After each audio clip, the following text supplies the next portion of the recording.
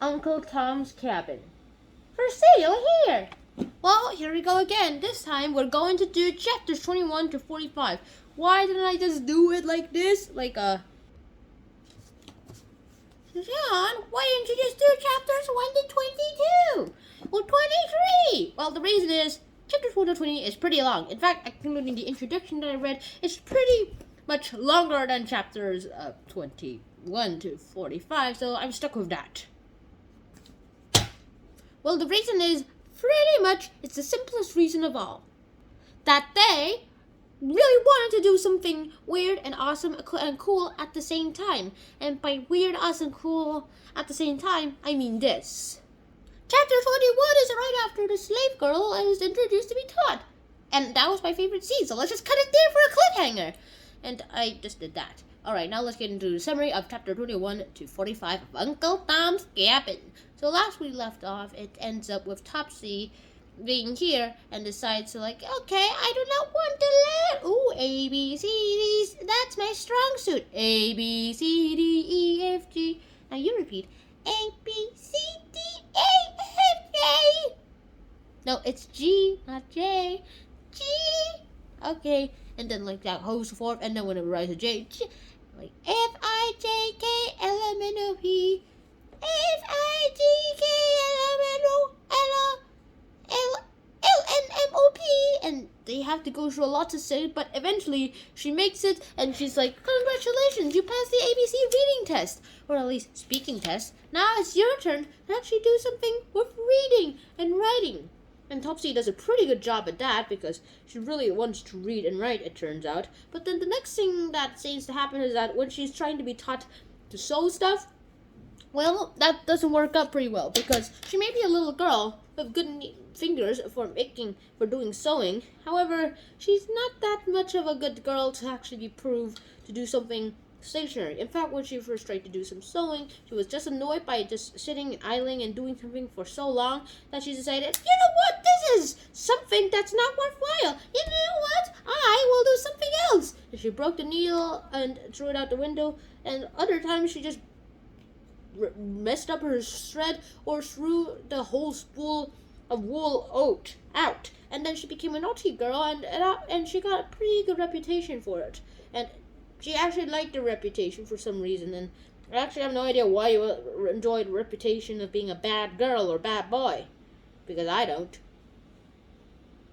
Another thing that seems to happen is the fact that when Eva, a little girl who is the one who convinced her father to buy Tom from his evil slave masters, basically said, Papa, please free Tom, and please free Tom when I die. And don't talk about them, I hate everything about you, that's about to die away with you. And that just happened well.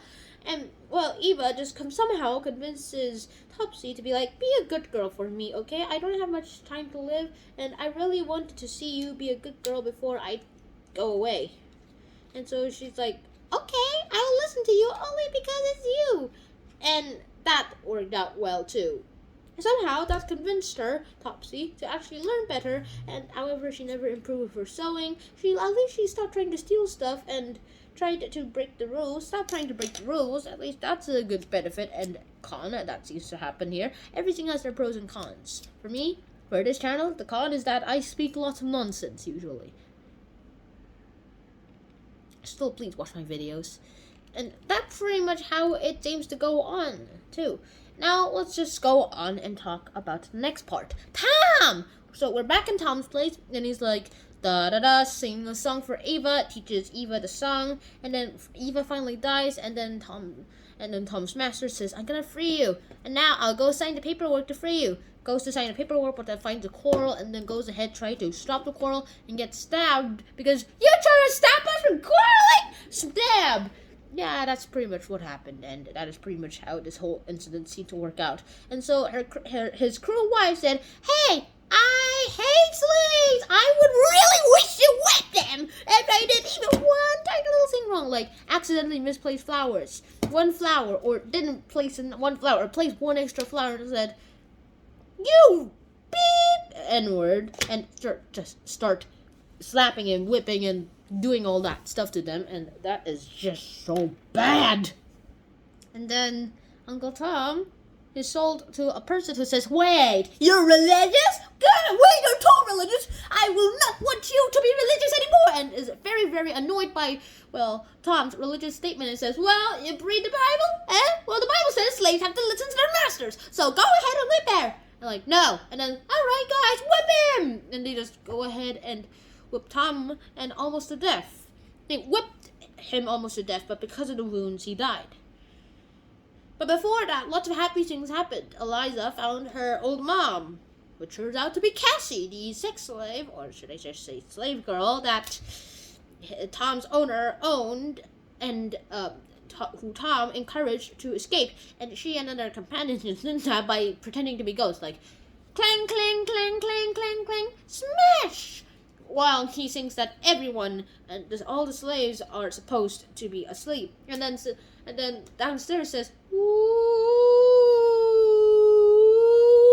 after silently trotting downstairs quietly, so quietly that he gets confused and he says, "Ah! Ah! Ah! There it goes! There it goes!" And while he's screaming, it just blocks out the noise of opening doors, which allows them to escape. That was actually one of the ingenious escape plans that has probably ever been conjured up. That is the most ingenious escape plan that probably has been conjured up in the whole entire history of the world, some guy would say, if it wasn't for the fact that, well, Tom helped it, and Tom was beaten to death, whipped to death because of his unwillingness to actually help in the capturing of the two women that he encouraged to escape. That is some person. And it shows us that slaves are great, and slavery is a poison that poisons the minds and the bodies of the South African Americans, the Southern African Americans. By that I mean the Southern USA African Americans, and it corrupts them. Whether their masters are kind or cruel, it'll always be a matter of fact that it's not worth it, and it's a poison that will eventually catch up with the poisoners. And it's the thing that is destroying the African American societies in America, especially in the South. And that's pretty much the end of Harriet Beecher Stowe, chapter 21 to 45, Uncle Tom's Cabin. So until next time, I hope you guys enjoyed the episode, and I'll see you guys soon. Shout out, peace. Da da da da da da da da da da da.